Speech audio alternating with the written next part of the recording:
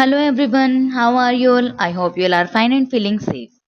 Welcome back in my YouTube channel BMS Lecture 17. आज हम पढ़ेंगे बेसिकली द्विविध उपक्रम, ठीक है। तो ये आपकी एसी की लेक्चर सीरीज चल रही है बेसिकली।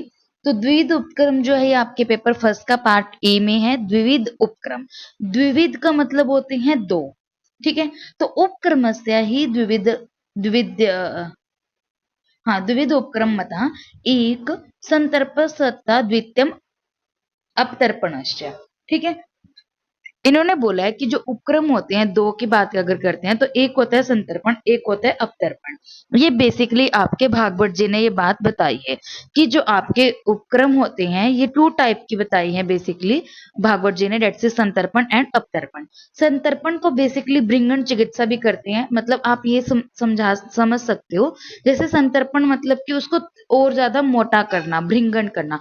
अपतर्पण मतलब कम करना, और जैसे कि लंघन चिकित्सा करना, ठीक है। संतर्पण मीन्स क्या होता है, नरिश करना, और अपतर्पण मीन्स क्या होता है, under nourishment. Okay, indication of संतर्पण चिकित्सा और अपतर्पण जन्य व्याधियां। देखिए जरा, अब देखो संतर्पण और अपतर्पण दोनों बेसिकली एक दूसरे के अपोजिट है, ठीक है। संतर्पण में बंदा होता है मोटा, नरिश करते हैं, और अपतर्पण में क्या होता है वो, अगर अपतर्पण की बात होती है तो अपतर्पण में पतला होता है, ठीक है।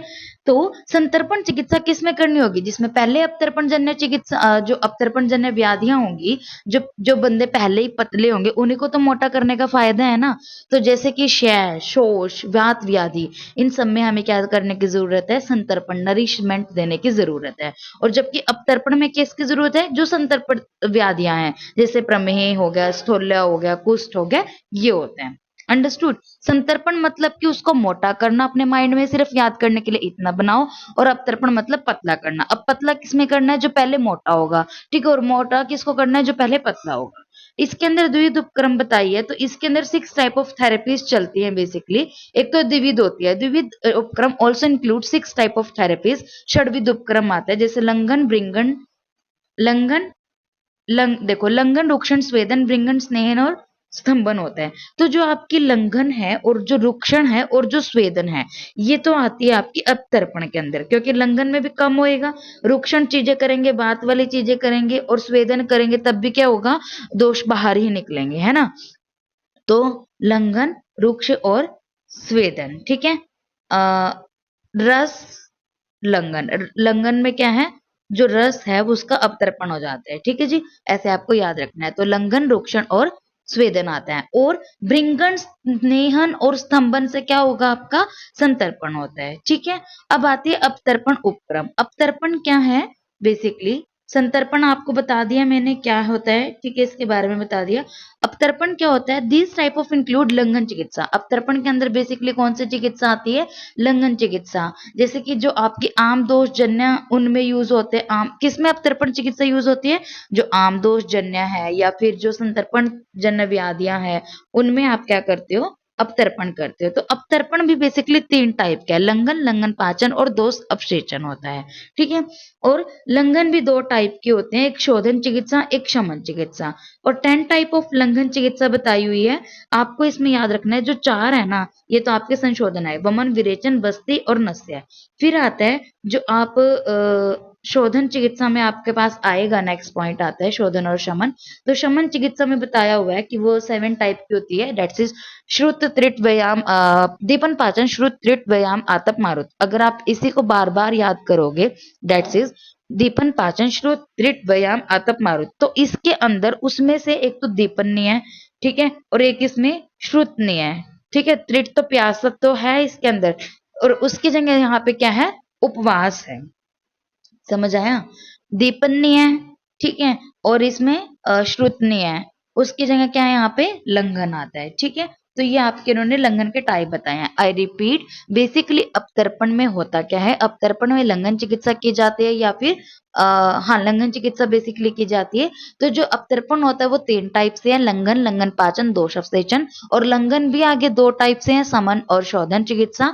फिर लंघन के 10 टाइप बताए हैं, डेट्स इज 4 आपके बेसिकली चिकित्सा के ही टाइप हैं, कि वमन, विरेचन, बस्ती, नस्य, और आपका दीपन को छोड़ के पाचन, श्रुत नहीं है इसमें, त्रिट है, व्यायाम, आतप, मारुत और उपवास आएगा, ठीक है। तो ये आपका क्या होता है, द्विविध उपक्रम होता है। ठीक है, तो इसमें आपका एक मैंने अवतर्पण बता दिया, अब आता है संतर्पण। संतर्पण उपक्रम क्या होता है, दीज थेरेपीज इंक्लूड भृंगन चिकित्सा। संतर्पण में क्या होता है, भृंगन होता है। क्या होता है संतर्पण में, भृंगन चिकित्सा होती है। ठीक है, तो आपको याद रखना है कि जो संतर्पण है उसमें भृंगन होती है, अवतर्पण में लंघन चिकित्सा होती है। तो संतर्पण में क्या करना पड़ेगा, जैसे धातु पुष्टिकर है, ठीक है, धातु पुष्टिकर और भृंगन चीजें इसमें यूज होती है। तो ये किस में यूज होगा, संतर्पण जो अवतर्पण जन्य जो रोग होंगे उनमें होता है। ठीक है, तो इसके अंदर क्या क्या आता है संतर्पण में, एक आता है सध्या संतर्पण, एक आता है अभ्यास संतर्पण। तो ये क्या मतलब होता है, सध्या मतलब एकदम से, है ना। तो सद्य मतलब क्या होता है, एडमिनिस्ट्रेशन ऑफ थेरेपीज या ड्रग, या फिर दो वो जो देखो, एडमिनिस्ट्रेशन ऑफ चिकित्सा मतलब कि चिकित्सा करना, द्रव्य, those provide nourishment to the body और धातु इमीडिएटली। ऐसी चीजें देना, ऐसी थेरेपी देना जिससे क्या हो, शरीर में एकदम से नरिशमेंट आए, एकदम से वर्ड मैं बोल रही हूँ, वो होता है सद्य संतर्पण। जैसे कि भृंगण बस्ती देना, एकदम से काम करेगा।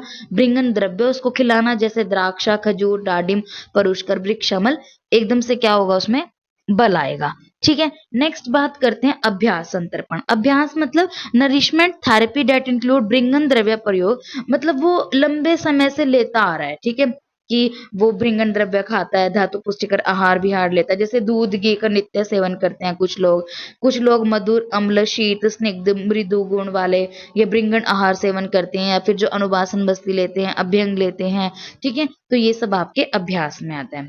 ठीक है, और देखो जो षड्विध उपक्रम है ना, इसमें बेसिकली आपको इन डिटेल बताया जाएगा लंघन और भृंगन क्या होता है, तो वहां पे आप अच्छे से समझ जाओगे षड्विध उपक्रम में।